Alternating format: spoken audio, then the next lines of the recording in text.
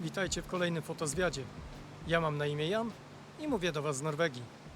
Mam tydzień wolnego, w związku z tym postanowiłem, że spędzę ten czas fotografując.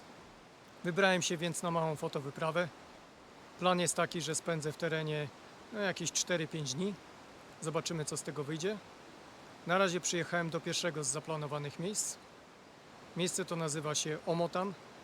Jest to dolina, w której spotykają się 4 rzeki i jest tutaj mnóstwo wodospadów. Niestety pogoda trochę mi się popsuła. Jak widzicie, świeci słońce. No popsuła się, bo planowałem fotografować wodospady, no i trochę słabo.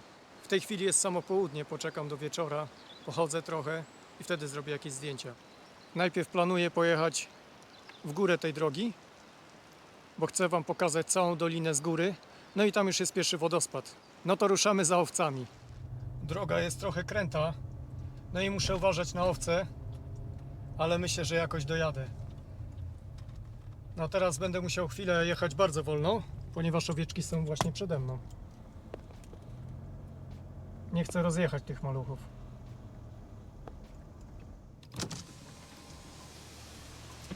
Cześć owce. Co tam? Śniadanie? No dobra, na razie. Dobra, owce pogadały, teraz nie widzę, gdzie są. No dobra, poszły za mamą. Mogę jechać.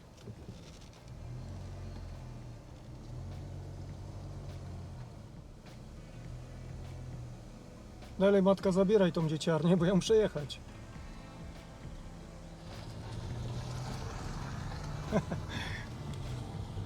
No udało się. Droga jest dość stroma i wąska. Po drodze są po prostu mijanki, gdzie można się minąć z jakimś autem, gdyby jechało z naprzeciwka. Ale w tej chwili nic nie jedzie, więc sobie na luzie mogę jechać. No na luzie, no trochę muszę na dziury uważać, bo widzę, że trochę tych dziur tutaj jest. Dojechałem do miejsca, do którego planowałem dojechać, czyli do pierwszego wodospadu i widoku na całą tą dolinę. To idziemy. Tu jest tablica informacyjna Omotan, gdzie spotykają się 4 rzeki. Spójrzcie na to.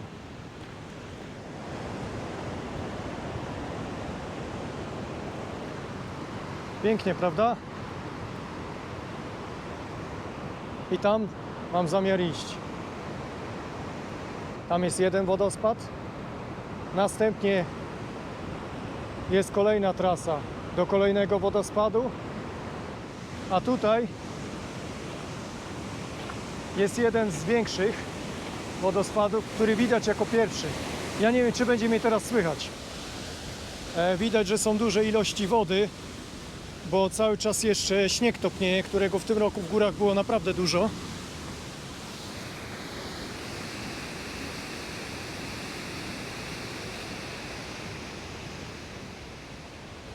No, są ogromne ilości wody. Nie ma szans, żeby tutaj coś sfotografować. A szkoda, bo już kiedyś robiłem tutaj zdjęcie. W tym miejscu, które teraz widzicie na ekranach, fotografowałem już, no ale wtedy wody było dużo mniej. Wyszło całkiem niezłe zdjęcie, robione Nikonem D500 i obiektywem rybie oko, ale dzisiaj nie ma żadnych szans, żeby tu fotografować. Dobra, jedziemy dalej. Zapowiada się nieźle, tylko to słońce trochę nie bardzo, za ostre. I skoczymy do tej dolinki. Tam widać w tle mostek. Tych mostków jest tam kilka. Jest gdzie pochodzić. Jest też taka możliwość, że spotkam tutaj podróżniczki, ptaki podróżniczki. No i na to też liczę. Zabrałem teleobiektyw, ale nie wiem, czy dzisiaj zabiorę ten teleobiektyw do doliny, bo po prostu będzie mi ciężko z tym całym sprzętem do fotografowania krajobrazów i ptaków.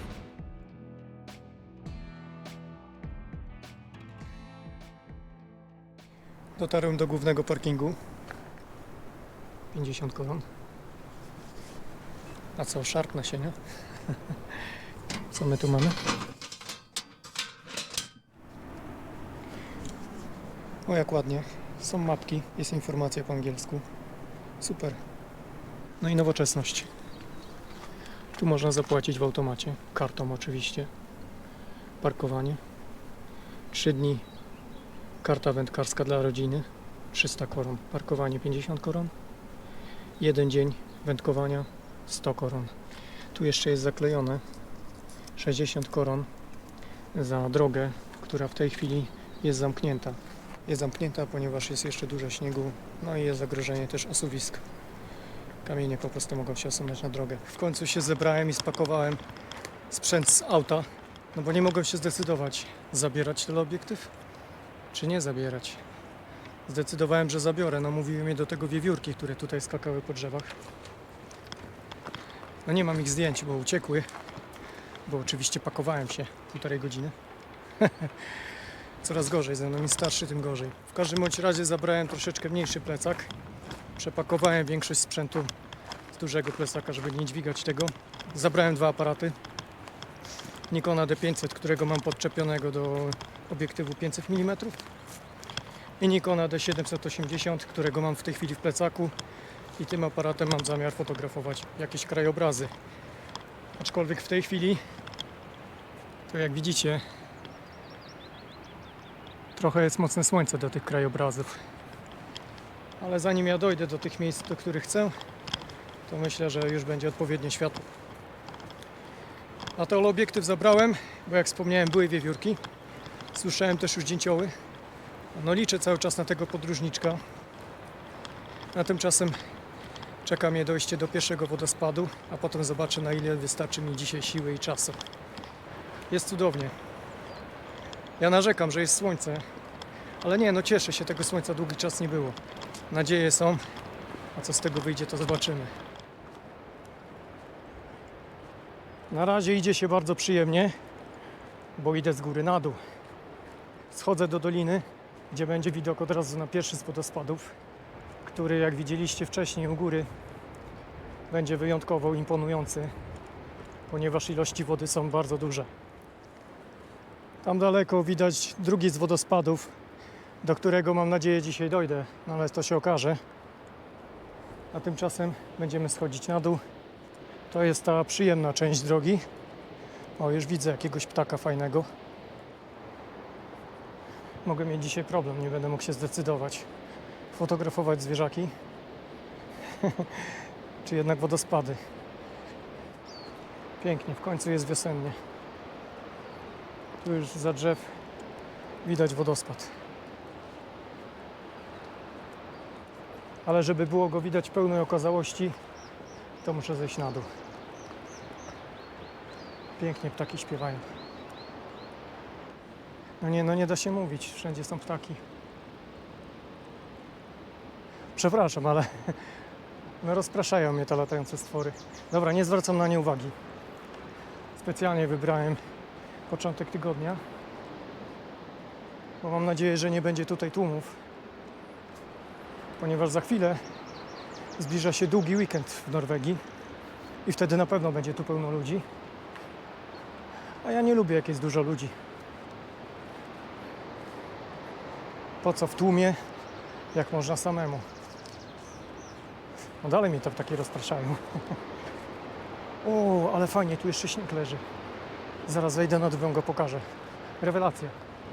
No trochę światło ostre, ale poczekam. Jak słońce zejdzie trochę niżej, to już będzie super. Prognozy pogody przewidywały dzisiaj deszcz, zachmurzenie. Jak na razie chmury były, jak wyjeżdżałem. Nawet padało. Ale w tej chwili, jak na złość, żeby mi utrudnić fotografowanie wodospadów, to jest słońce. To nie jest normalne narzekać na słońce, zwłaszcza w Norwegii, ale dzisiaj ono nie ułatwi mi zadania. Muszę uważać, jak idę, bo kamieni pełno. Można nogę skręcić. Tutaj są oznaczone szlaki. Tędy idzie się do mostów, a tu do wodospadów. My idziemy do tego.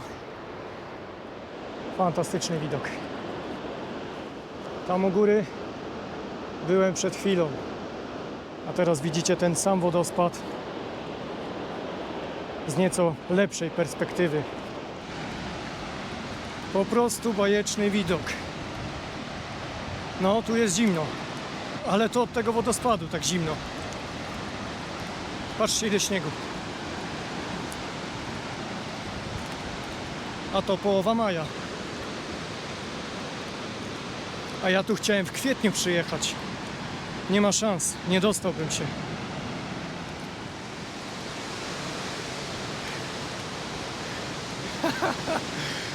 Czuję, jak ten wodospad chlapie, zresztą widać to na obiektywie. Zbierają się krople. Rewelacja, jest pełno śniegu. Trochę tylko to światło jest za ostre. Wrócę tu za jakiś czas i zrobię jakieś zdjęcia. Na razie to nie ma sensu. Coś fantastycznego. A to dopiero pierwszy wodospad. Nie będę tam schodził na dół, bo i tak mi obiektywy zaleje. No i jak wspomniałem, jest za ostre światło. Za chwilę pójdę dalej, ale no przecież muszę sobie selfika walnąć w takich okolicznościach. Czasem i fotografowi się coś należy. Ponieważ przednia kamera jest dosyć słaba, to ja sobie zrobię zdjęcie tylną kamerą. Samowyzwalacz, 5 sekund. Ustawimy kadr na czuja. I jedziemy. Zobaczymy, czy trafiłem.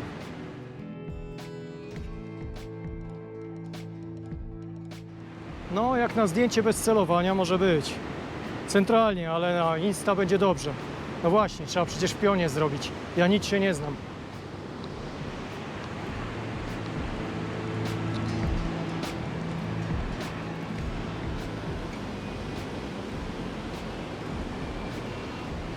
Dobra.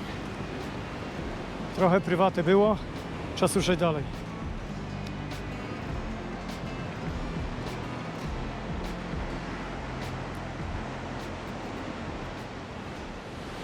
O, tu też jest niezły widok. I cały czas na plecach czuję wodę z tego dużego wodospadu. Cały czas ta mgiełka tutaj dociera. I tak sobie patrzę, że tu jest też fajne miejsce na zrobienie zdjęcia obiektywem szerokokątnym. Tylko trzeba uważać. Popatrzcie, gdzie ja stoję. Na samej krawędzi. I tak szczerze mówiąc odsuwam się, bo się boję, że to się oberwie. Po takich deszczach to nigdy nic nie wiadomo. A nie chciałbym się skąpać. Zachęcam każdego, kto kiedykolwiek zajrzy w te strony, w okolice Moro-Romsdal, Rauma, niech odwiedzi Omotan. O, tu jest informacja, jak powstał Omotan, jak to kiedyś wyglądało. Oczywiście wszystko to jest też dostępne w internecie, więc ja nie będę tego Wam czytał ani opowiadał. Także przepraszam, nie będę snuł opowieści na ten temat. Kto jest zainteresowany, to znajdzie to w internecie. Ja idę dalej, zdjęcia czekają. Tu jest też znaczek, że jest toaleta. Ja Wam tą toaletę za chwilę pokażę. No, jakby to powiedzieć, warunki spartańskie, spłuczki nie ma. Starsi z widzów to pewnie pamiętają takie toalety Sławojki. Ja sam kiedyś z takiej korzystałem, więc dla mnie to nie jest żaden problem. Ale jak ktoś nigdy nie był w takim przybytku, to może się zdziwić. Dobra, teraz trzeba dojść do mostów i spróbuję znaleźć drogę do drugiego wodospadu. Jest nawet linka z boku, można się nią asekurować. No ale jeszcze taki stary nie jestem, to chyba sobie poradzę bez linki. Chociaż jak będę wracał, to może się przydać, bo tu widzę, jest skała luźna i taka dosyć stroma. Dobra, schody udało się pokonać. Tu trochę ciszej, będziecie mnie lepiej słyszeć. W tej chwili ten las jeszcze nie wygląda zbyt imponująco, no bo nie jest zbyt zielono. Zima dopiero co opuściła to miejsce. No i słabo, jest mało tej zieleni. Liści mało. No w ogóle drzew liściastych tutaj jest mało. Ale chciałem Wam pokazać jedną rzecz. Nie pamiętam fachowej nazwy tych porostów. Nie będę tutaj się wymądrzał. ale ten typ porostów świadczy o tym, że tu jest bardzo czyste powietrze. Jak ktoś się zna, to pewnie już wie, co to za porosty. Ja tylko jestem na tyle mądry, żeby powiedzieć, że wiem, że to świadczy o czystości powietrza. Wspomniana toaleta. Taka szopa. Tak więc jest kibelek, brutalnie mówiąc. Proszę, jest papier toaletowy. I jak wspomniałem, spłuczki nie ma. A tutaj, nie wiem czy jeszcze są, kiedyś były książeczki do wpisywania się. Nie? Widzicie, ja pamiętam jeszcze stare czasy. W Norwegii ludzie mają takie hobby. Chodzi się na ścieżki, Stickwood. Rejestruje się w internecie. Teraz w internecie, kiedyś to były zeszyty.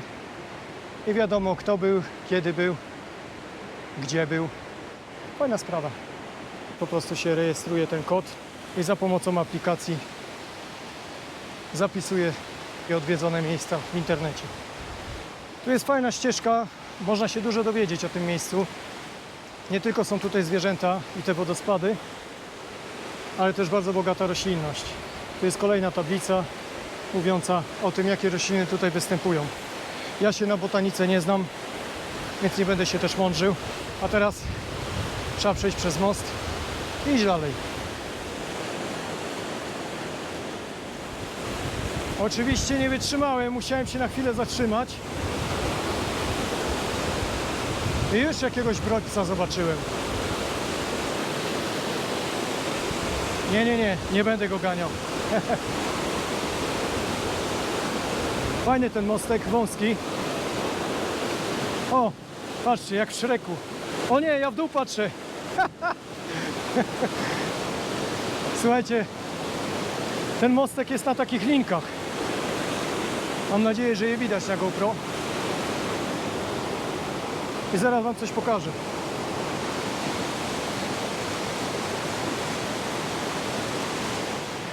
Pewnie stabilizacja w GoPro to wyrówna i nie będzie tego widać. Ale ten mostek się cały chwieje i buja.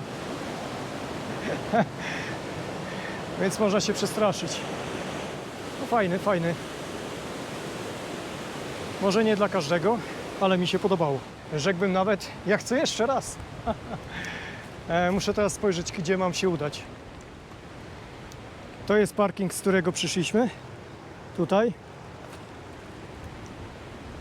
A ja muszę iść chyba na ten Svisdal, ale muszę spojrzeć na tą mapkę, bo dawno tutaj nie byłem. Słabo tu się orientuję na tej mapie, ale wygląda na to, że północ jest w tym kierunku. A ja mam iść na południe, jeśli dobrze patrzę, na Lundibacken i tam będą 3 wodospady. Czerwony szlak. Tak, 3 wodospady, długość szlaku 7,1 km. Różnica wysokości 420 metrów. No to idę. Jak się zgubię, to trudno. Na tym małym przewodniku w opisie jest informacja, że ten szlak jest wymagający. Pierwsze 6,5 km, a szlak ma 7,1. Żeby zabrać dobre buty, no to akurat nie ma problemu. Mam. Ubrania też mam. Kurtka przeciwdeszczowa jest w plecaku. Deszcz mnie nie zaskoczy. Zobaczymy tylko, jak z tą trudnością tego szlaku. A teraz chcę wam pokazać, ile tutaj leży śniegu. Zobaczcie, tutaj wciąż jest śnieg. Nieźle. Ja nie będę po tym śniegu szedł. Nie chcę nogi skręcić. Dzisiaj może będzie trochę mniej fotograficznie, ale chciałem zrobić też taki film, gdzie zgodnie z tym, co mam w opisie kanału, pokazuję wam kawałek Norwegii. O właśnie, jest tablica na temat ptaków tutaj występujących. Jest ten mój podróżniczek. Jest sokół i dzięcioł zielony. Ogólnie jest napisane, że występuje tutaj około 150 gatunków ptaków. 100 z tych gatunków gniazduje tutaj. Nieźle. Widzę, że tych ptaków tutaj jest więcej wypisanych. To tylko na zdjęciach są te 3 oczywiście gatunki. O, nie dam rady wszystkich nazwać. Wymienię tylko nazwy tych ptaków, które jestem w stanie przetłumaczyć. Tak więc sikorki i różne gatunki. Ale wymienił sikorek. Dzięcioł trójpalczasty, suweczki, dzięcioł zielony, dzięcioł zielono-siwy, jastrząb gołębiarz, oczywiście kruki i jakieś drozdowate. Więcej ptaków nie pamiętam, to wam nie wymienię. Bo chciałbym zobaczyć chociaż tego podróżniczka, ale nie wiem, czy one już tutaj przyleciały. Ścieżka dalej wąska i dalej leży śnieg. Także nie przyjeżdżajcie tutaj w kwietniu, bo na pewno tutaj nie wjedziecie, bo będzie śnieg. A nawet jak jakimś cudem udałoby wam się tutaj dostać, to nie pochodzicie. Swizdal, to chyba tam trzeba iść. Jeszcze raz muszę sprawdzić mapę. Wydaje mi się, że to tu trzeba iść. Wiecie co, stwierdziłem, że ja w ogóle się nie orientuję nic z tej mapy. No tępy jestem. Zbyt trudne dla mnie te opisy. Idę na czuja. Znaczy już wiem, że tam do góry, tam i do góry jest szlak. Ja wiem, że on jest bardzo wymagający. Także sorry, ale nie porwę się dzisiaj na tamten szlak. Tu też jest pięknie. Generalnie tutaj na dole jest bardzo przyjemnie, bo te szlaki nie są trudne. Ale jakiekolwiek inne już są wymagające. W tej chwili jest godzina 14. Ja nie wiem, czy będę się pchał właśnie na te wymagające szlaki. Może po prostu spróbuję tutaj jakieś zdjęcia zrobić. O ile tu się da.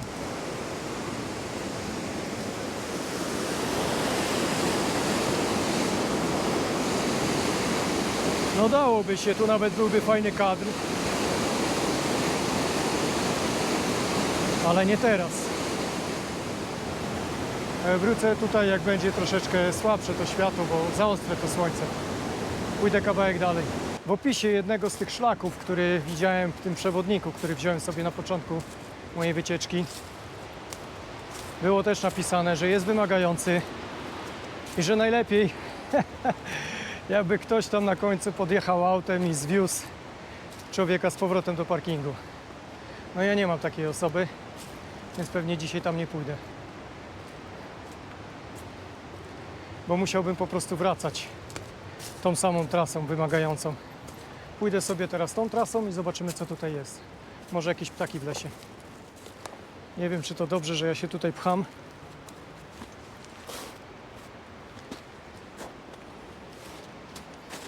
Ale ślady są. O Boże, to chyba wielka stopa tutaj chodziła. Patrzcie. Nieźle. Może i wielka stopa tutaj występuje.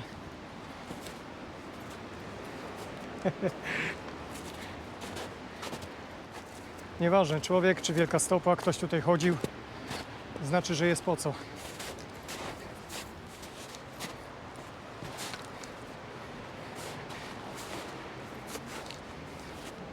Trzeba uważać, bo nie wiadomo, co tu pod tym śniegiem jest. Mogą być dziury. Nieźle.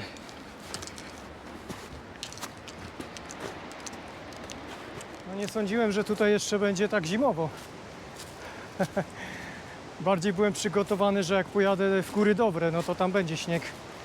I tam mam trochę inne buty przygotowane. Zielony szlak. Aha, przynajmniej wiem, gdzie jestem. Chociaż jakieś oznaczenia. Jest zielony szlak. To może spojrzę jeszcze raz na tą mapkę. I jest mostek. Co jest nazwa? Brenbrua.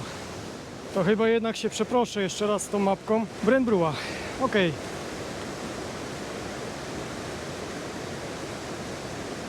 Zielony szlak. No to chyba wybrałem ten najprostszy. Dla emerytów 1,6 km. Ale też jest punkt widokowy na wodospad. Myślę, że to będzie dobra trasa na dziś. Jeszcze raz sprawdzę, gdzie ja się znajduję.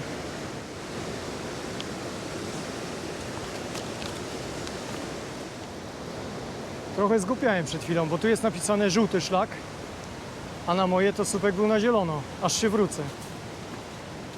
Aż tak źle z odróżnieniem kolorów?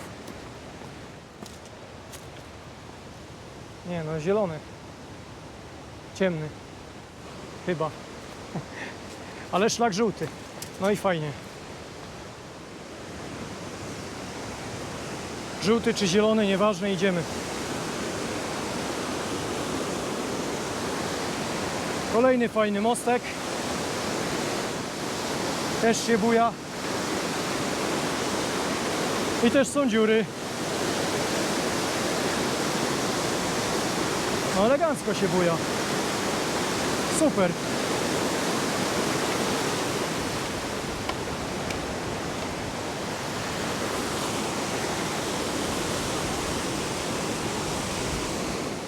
Przeszedłem przez mostek.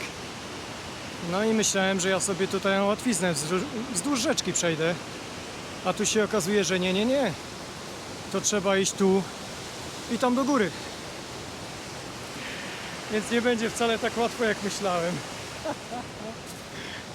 Tu jest ten szlak, bo widać oznaczenia. Żółty, ale na zielono i czerwono. Dobra, nie będę wam tutaj sapał po drodze. Odezwę się, jak już będę na górze.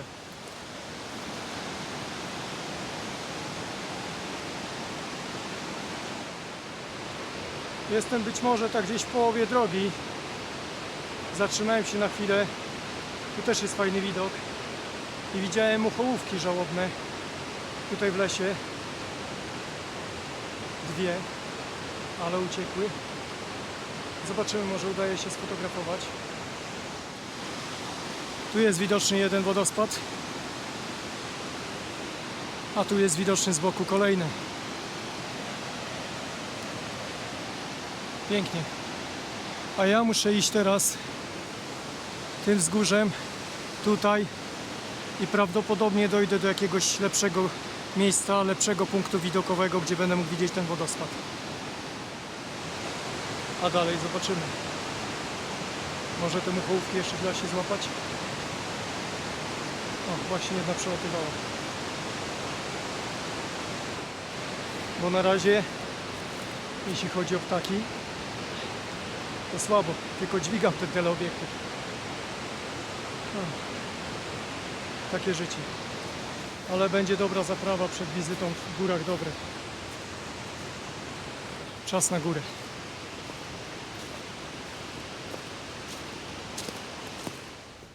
Wszedłem spory kawałek. Nagrywam telefonem, bo musiałem schować GoPro. No nie szło tutaj iść. Mając ten teleobiektyw na sobie, GoPro w ręku i czasami po prostu brakowało mi ręki. Dotarłem do jakiegoś miejsca, gdzie jest łańcuch i mam nadzieję, że ten łańcuch zawiedzie mnie dalej na górę. A tymczasem pokażę wam, jaki tu jest wspaniały widok. Tam widać jeden wodospad,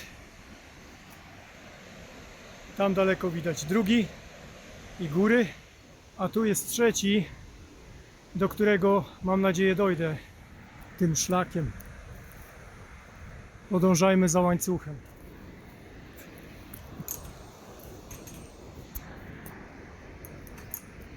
Statyw mi się zahaczył.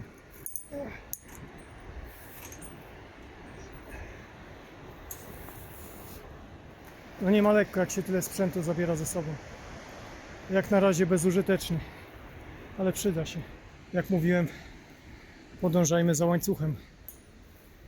Przynajmniej wiem, że jestem w dobrym miejscu i tędy prowadzi jakiś szlak, a nie, że jest to jakaś dzika ścieżka. Brennan.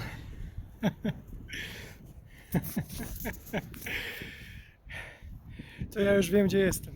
I to nie jest żółty szlak, tylko zielony, tak jak pokazywały oznaczenia. 4 kilometry. Z tego co widzę, bądź ostrożny. Szlak jest wymagający. Dobrze jest, kiedy masz kogoś, kto zabierze cię po drugiej stronie samochodem z powrotem. Jeżeli nie, to musisz wrócić na dół tą samą drogą. To chyba będę wracał. A najlepsze jest to, że wodospadu nie zobaczyłem. Pójdę w kierunku tej góry tam zobaczyć, czy ten wodospad widać. Rozejrzę się, a potem będę wracał. Najgorsze jest to, że się właśnie zorientowałem, że owszem, kubeczek sobie zabrałem, jedzenie zabrałem, ale nie zabrałem wody. Jest nieciekawie. Muszę znaleźć źródło wody. Bo padnę po drodze. Wejdę tam wyżej, może coś będzie, jakiś strumień.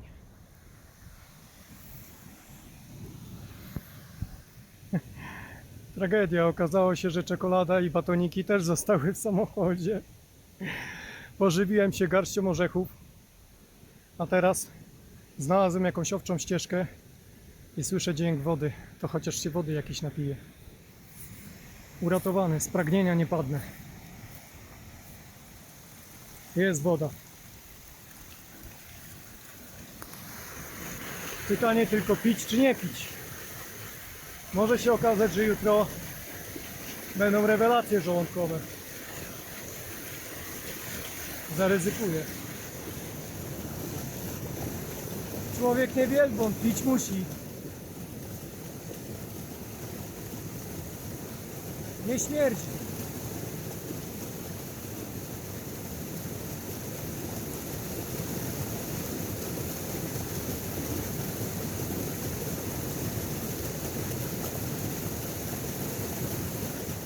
No i przeżyję. Chyba. Także zaryzykowałem. Napiłem się z tego strumienia. Woda wyglądała na czystą, co nie znaczy, że taka była.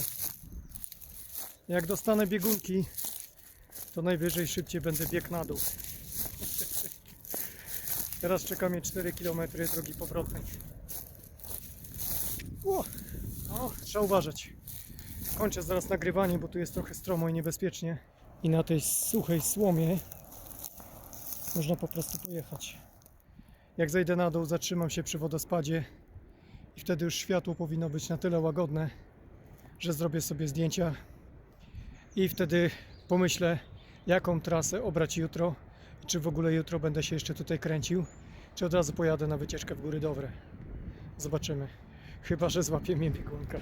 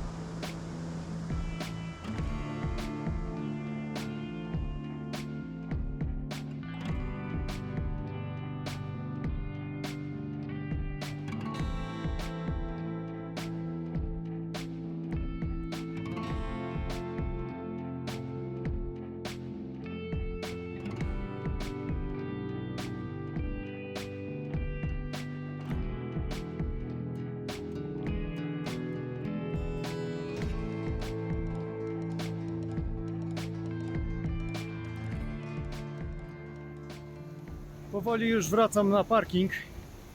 Nachodziłem się dzisiaj trochę. Ptaki widziałem, owszem. Głównie były to zięby i muchołówki żałobne. Żadnej nie udało się sfotografować. Także ten sprzęt dzisiaj mi się nie przydał. No chyba że jako balast. Zrobiłem jakieś zdjęcia krajobrazowe. Mam nadzieję, że coś z nich wyszło. Ponieważ wodospad jest już w cieniu, to mam zamiar teraz pójść i zrobić zdjęcie. Tam jest takie drzewo na wzgórzu i chciałbym jakoś zrobić kompozycję tak, żeby ująć to drzewo i wodospad. Zobaczymy, czy mi się to uda. Jest trochę ciężko tam fotografować, bo cały czas jednak wieje ta bryza od wodospadu. No i momentalnie obiektyw pokrywa się tą wodną mgiełką. No ale zobaczymy, może się uda. to będzie już ostatnie zdjęcie dzisiejszego dnia. Albo dwa. Zobaczymy co tam będzie. Światło na razie pozwala na bardzo dużo. Pogoda fantastyczna, a zapowiadano deszcz. No cóż, tym razem się nie sprawdziło. Jest fajnie, nie ma ludzi. Super. Chociaż raz lubię poniedziałek. Bo normalnie nie przepadam za poniedziałkami. Zatrzymałem się na chwilę, bo coś mi się zdaje, że chyba tutaj też można zrobić jakieś ujęcie. Trochę jest tutaj bałagan na przednim planie, ale spróbujemy.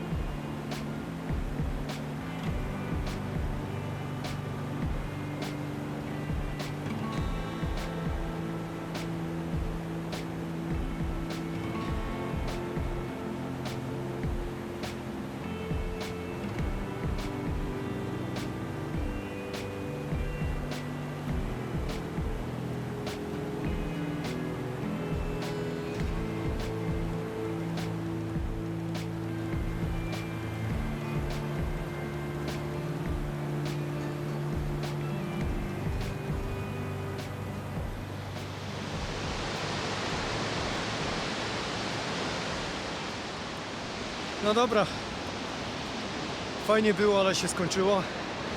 Uciekam, bo zimno. Może na Omotan jeszcze wrócę. Dzisiaj, no cóż, było jak było. Teleobiektyw się nie przydał. Żadnych zdjęć ptaków nie ma. Ale chyba jakieś krajobrazy są. Sprzęt mam do czyszczenia, do suszenia. Idę na parking. Muszę wypić w końcu jakąś ciepłą herbatę. Mam nadzieję, że nie będę miał żadnych rewolucji żołądkowych po piciu wody tutaj z tego źródełka. Okaże się jutro. Jadę poszukać jakiegoś miejsca na nocleg. A więc ostatni rzut oka na ten piękny wodospad.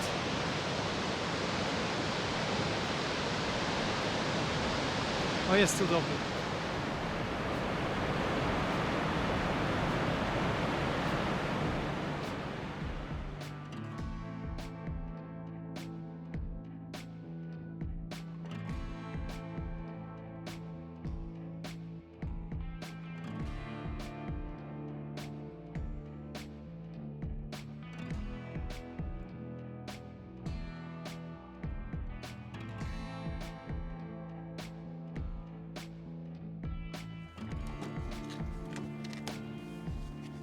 O, czekolady i batoniki się znalazły. Będzie kolacja. Wróciłem właśnie do auta. Odpaliłem moje centrum ładowania. Tutaj ładują się baterie do aparatów, baterie do GoPro, mikrofony. No bo mikrofony się rozładowały. Dzisiaj w ogóle był jakiś nieszczęśliwy dzień. Nie zabrałem żadnego jedzenia. Czekolady znalazłem dopiero teraz i batoniki. No nie będę ich jadł na kolację. Miałem taki plan, ale bez przesady. No cóż, dzień można powiedzieć fotograficznie średnio. Za to nachodziłem się, ponieważ wybrałem trochę złą trasę i niespodziewanie znalazłem się po drugiej stronie tej pięknej doliny. Był tam wodospad, ale mało widoczny, więc zdjęć nie robiłem. Pokazałem wam tylko część tego miejsca. Nie dałem dzisiaj rady iść do kolejnych wodospadów. Byłoby to zbyt wymagające, nie wystarczyłoby mi czasu. Zdecydowałem, że opuszczam to miejsce. Jadę poszukać sobie jakiegoś spokojnego parkingu. Wyśpię się i jutro prawdopodobnie pojadę w Góry Dowre poszukać podróżniczków, bo tutaj tych ptaków nie widziałem. Tak więc czeka mnie kolejny intensywny dzień. Na dzisiaj to wszystko. A my zobaczymy się niebawem w kolejnym odcinku Fotozwiadu. Do zobaczenia. Cześć!